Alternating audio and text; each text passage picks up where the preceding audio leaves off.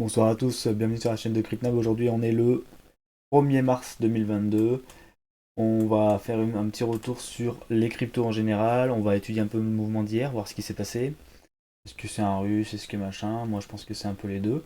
Donc, on refera un point là-dessus. En attendant, ça fait plaisir de voir du vert comme ça. Voilà, on voit du plus 13% sur Bitcoin en 24 heures, plus 10 sur Ether. On a Luna qui surperforme avec un plus 21%. On a NIR, il me semble, là, aussi, voilà, qui fait 23%. Donc voilà, ça fait du bien d'avoir des rebonds un peu violents comme ça. Pour l'instant, je parle de rebond parce que pour l'instant, on n'a pas fait une structure qui permet de dire que on a enfin posé un bottom. Mais voilà, comme je dis depuis plusieurs jours maintenant, je pense qu'on n'est pas loin de pouvoir le faire. Donc en termes d'analyse, aujourd'hui, on va regarder Bitcoin. Ensuite, on va juste parler un peu de la Bitcoin dominance et on va faire une revue de quelques dates, notamment Ether, GLD, Solvet et AXS, juste pour voir où ils en sont suite à ce rebond du Bitcoin. Alors, du coup, le Bitcoin, bon, bah, du coup, gros volume acheteur hier, short squeeze ou volume acheteur. On ira regarder l'order flow juste après pour vous expliquer tout ça. En tout cas, ce qui est intéressant, c'est que on est venu mêcher, du coup, j'avais pas vu, mais le 24, on a fait la grande mèche vers le bas, on est venu mêcher pile poil sur les 0,886 de ce mouvement ici qui monte. Et ça, c'est un truc que les cryptos aiment bien faire quand elles posent certaines structures, revenir mêcher sur les 0,886, ça arrive. Donc voilà, si des fois vous avez des petits ordres à placer un peu chanceux, ben voilà, un ordre chanceux dans ces eaux-là, ça peut être sympathique. Pourquoi je dis aussi que pour l'instant le bottom n'est pas décrit. Ben, si vous voyez ici la résistance qui est tracée, hier elle a fait office de résistance, on a voulu la traverser et finalement on a clôturé en dessous. Donc pour l'instant ben, on travaille. Pourquoi on travaille? Simplement ben, parce qu'en une heure on est monté mais on s'est essoufflé. Donc on est monté et puis là on voit que le MACD et aussi le RSI sont un peu en bout de souffle. Donc pour l'instant on fait une pause. À voir comment se termine cette pause. On le voit mieux sûrement en 15 minutes. Mais cette pause ici, on est sur un range entre les 43 700 et les 42 855. Et du coup, il faudra voir bah, de quel côté ça part. On attendra bien une clôture franche, parce que voilà, on le sait, Bitcoin il aime bien chercher la liquidité, donc venir mécher vers le haut ou vers le bas et puis réintégrer. Donc voilà, pour les traders de range, je pense que vous savez quoi faire, acheter les bottoms, revendre les tops, etc., etc. Je pense que vous savez mieux le faire que moi. Je vais revenir en daily parce que voilà, le scénario quand même qui était privilégié de mon côté, c'était la formation de ce Big W ici, donc avec la cassure des 45 821. Pour l'instant, c'est pas fait. C'est pas dit aussi qu'on vienne pas rechecker ici les 40 000 dollars pour vérifier que ce W, bon ben voilà, il est bien strong. Ça ferait deux W, un M coincé dans un W, ça serait hyper bullish. Et donc voilà, comme on le disait précédemment, les targets elles s'étendent pour moi jusqu'aux 60 000, ouais, 61 000 dollars, avec la grosse zone de rechargement de short du grand mouvement baissier. Je vais faire apparaître les volume profile pour voir où c'est qu'on a des creux. Donc on a bien un gros creux ici, bon on a un gros volume jusqu'aux 57 000. Donc voilà, aux 57 000 avec des mèches de liquidité qui seront probablement défendues. Donc, mais ça sera le début de la zone de rechargement de short. Donc si jamais vous êtes rentré par ici, pensez ici peut-être à faire attention. Voilà, si on voit des divergences, des choses comme ça, on peut peut-être rééquilibrer son portefeuille, on fera attention. En tout cas, ici, ce qui s'est passé, c'est très bullish. On va regarder, on va essayer de décrire ce mouvement. En gros, bon, voilà, ça commence à dire les Russes, ils ont acheté plein de bitcoins, etc., notamment des milliardaires. On part de.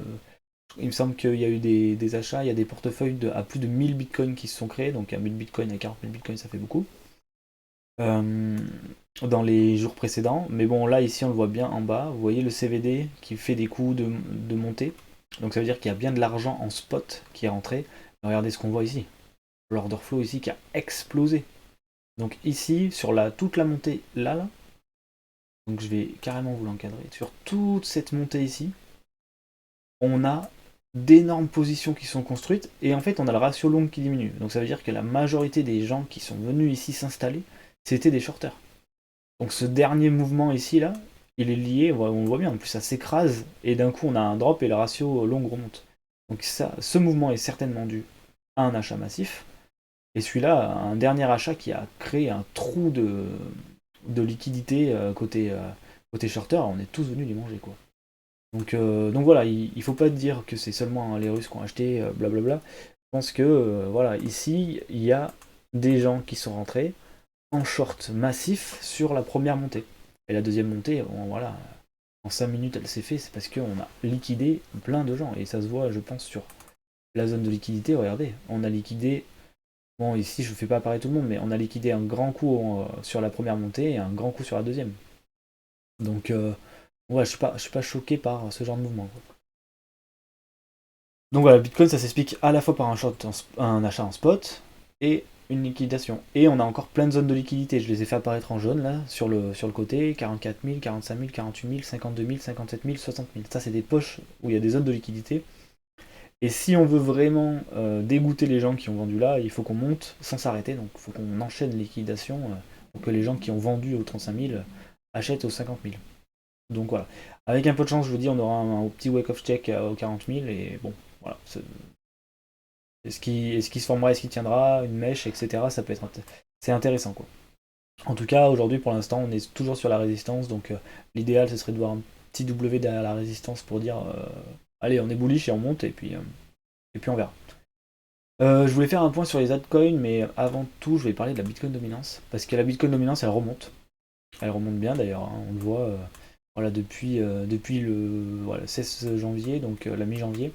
On est en train de remonter, sûrement pour aller chercher cette résistance ici, donc on va dire vers les 45%.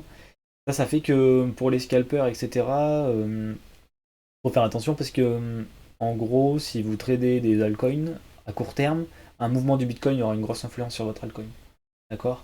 C'est pas le cas de toutes, par exemple, il me semble que Luna, du coup, comme on a vu, qui était en train de se performer, Luna, voilà, Luna, elle est en train de dominer le Bitcoin, donc elle sera moins influencée par le Bitcoin. Mais si vous prenez quelque chose comme EGLD, tout simplement, EGLD BTC, je pense que, voilà, vous voyez, la Bitcoin, sa dominance par rapport à Bitcoin est encore en train de chuter. Donc ça veut dire que si le Bitcoin fait des mouvements, elle va suivre le mouvement, parce qu'elle elle se fait dominer par le Bitcoin à l'heure actuelle. D'accord?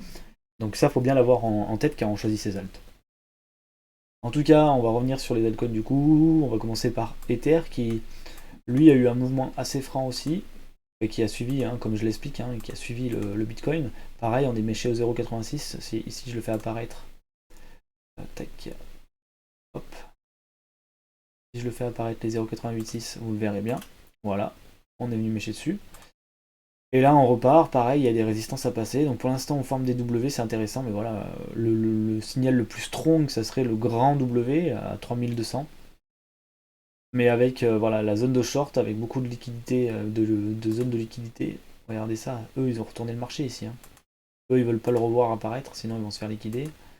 Voilà, et c'est pile poil dans la zone de short. Donc entre les 3009 et les 4100, on rééquilibrera dans son portefeuille si jamais on y retourne.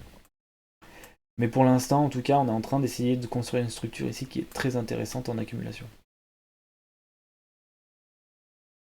EGLD, pareil, on est sur une zone bien bleue, c'est-à-dire qu'on est sur une RLZ long terme. Donc en gros, voilà, personnellement, je ferais du DCA dans cette zone si jamais j'avais à en faire. Et du coup, on voit que, pareil, comme le Bitcoin, de toute façon, on a vu la dominance, hein, il suit un peu le Bitcoin. Comme le Bitcoin, pour l'instant, il est venu faire un W ici, et ici, il essaye d'en faire un nouveau. Pour l'instant, il l'a pas cassé. Donc, on validera le W si jamais il arrive à clôturer au GLD au-dessus des 152,58. D'accord? Pour l'instant, c'est pas le cas, il a tenté, il est revenu, mais bon, il suit un peu le Bitcoin à l'heure actuelle. Donc, si jamais le Bitcoin se retourne, il va se retourner aussi, hein. Ensuite, Sol. Bon, Sol qui a fait un gros pump hier. J'en ai déjà parlé plusieurs fois, hein. On est venu sur les zones de liquidité ici. Sur la zone qui a servi, disons, à faire une petite pause et à repumper. C'était quand ça? C'était l'été dernier. Ouais, voilà, l'été dernier. Donc, comme je l'avais dit précédemment, on avait une divergence qui était en train de se créer de là à là. Donc, elle s'est bel et bien formée ici avec la cassure du plus haut. Pour l'instant, on respire. Pour l'instant, on voit pas de structure de l'autre côté de la trendline. La trendline ici, la résistance. On la break hier. Et ici, à mon avis, on est en train de respirer, donc ça serait intéressant de voir un petit W qui se forme pour pumper. On n'a pas cassé les plus bas, si on a cassé les plus bas en plus, donc il faudrait vraiment reformer un beau W en weekly. Contrairement au Bitcoin ou à Ethereum, vous voyez, le plus bas qui était ici a été cassé puisqu'on est allé jusqu'à 75 $. Voilà. Donc attente de structure pour Sol, pour continuation. Après, voilà, comme vous le voyez, en termes de long terme, on est dans une zone long terme où on peut commencer à recharger si jamais on est intéressé par ce genre d'actif. Toujours aucun conseil en investissement de mon côté, je parle pour moi-même. C'est ce que je voudrais faire en tout cas si je voyais ça. Ensuite, VET. VET, on n'entend plus trop parler. Pour l'instant, il se fait bien défoncer. Pareil, il a fait un plus bas sur la mèche. Donc ça annule un peu tout ce qu'on avait fait avant. En tout cas, pour l'instant, on est sous la zone de rechargement long terme. Donc là, il faut attendre. Voilà, il faut attendre du développement. Côté VET, si vous n'êtes pas dedans et que vous voulez rentrer, moi j'attendrai du développement, peut-être un retour ici. Ouais, regardez, on va se mettre en 4 heures pour que vous compreniez comment on pourrait réfléchir sur ce point-là. Vous voyez ici, on est en train de monter en plus avec. Bah, si on a fait un plus haut, donc pour l'instant on ne diverge pas. Mais voilà, on pourrait tracer un petit fibre comme ça et se dire, ben je rachète quand il revient tâter ici, et il va sûrement peut-être, si le marché continue à monter, il va peut-être faire quelque chose comme ça, et hop, et là on pourra rentrer sur la cassure du W par ici. Très très très très joli W d'ailleurs. Donc, euh, donc voilà, sur VET, faut pas être pressé quoi. AXS, on va se remettre en daily. Tac. AXS, pareil, il a cassé son bottom ici, donc c'est dommage. Ici j'avais dû parler d'une zone Sol long terme, mais pareil que Sol, hein, vous voyez, divergence, divergence, divergence, tac. Et là il refait une divergence hein, à plus court terme, donc il faudrait casser ce plus haut pour la confirmer. Mais en tout cas, ce qui est intéressant, c'est qu'il est passé de l'autre côté de la trendline, hein, comme Sol, et là il a posé un petit W ici. On le voit, peut-être si on se met en ligne, on va le voir correctement. Voilà, vous voyez, tac, tac, tac, tac, tac. Donc voilà, il est en train de former un petit W. C'est intéressant. Après, ça dépend pour combien de temps vous êtes là. On pourrait se mettre. Voilà, l'intéressant, ça serait une cassure de ce point ici, au niveau des 72 $. Ou là, ah non, bah non, le W serait pas formé. Bon, ben le plus beau, ça serait d'avoir un AXS qui fait quelque chose comme ça dans les prochains jours. Tac, hop, et là, tac. Donc là, on aurait un premier W ici, un W là, qui serait dans un big W. Et ça serait très intéressant. Voilà, au 57,02. Voilà, ça serait très intéressant pour la suite. Mais bon, comme je le dis, pour l'instant, c'est Bitcoin qui domine tous les altcoins, tout rentre dans le Bitcoin, donc c'est Bitcoin qui va faire diriger le marché complètement. Donc s'il décide de pump, pour l'instant, il va pump. Ce qui est intéressant, c'est que si jamais il pump jusqu'ici, ici, on va avoir une petite alt season. Donc on aura une saison où les altcoins vont commencer à superformer le Bitcoin, donc ça sera peut-être intéressant de se tourner vers les altcoins, mais pour l'instant, c'est vraiment le Bitcoin qui domine le marché. Je vais finir là-dessus du coup, faites attention à vous, parce que bon voilà, on peut avoir un retour toujours, un pullback sur les 40, oui ou non, parce qu'on peut aussi monter en ligne droite pour éviter que les gens rentrent dans le train. Faites bien vos choix, hedgez votre portefeuille, soyez pas toujours all-in ou toujours all-out. Voilà, réfléchissez bien à ça.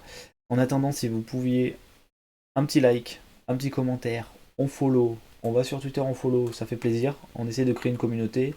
Il y a un but derrière la communauté, mais je peux pas en parler tout de suite, j'en parlerai plus tard.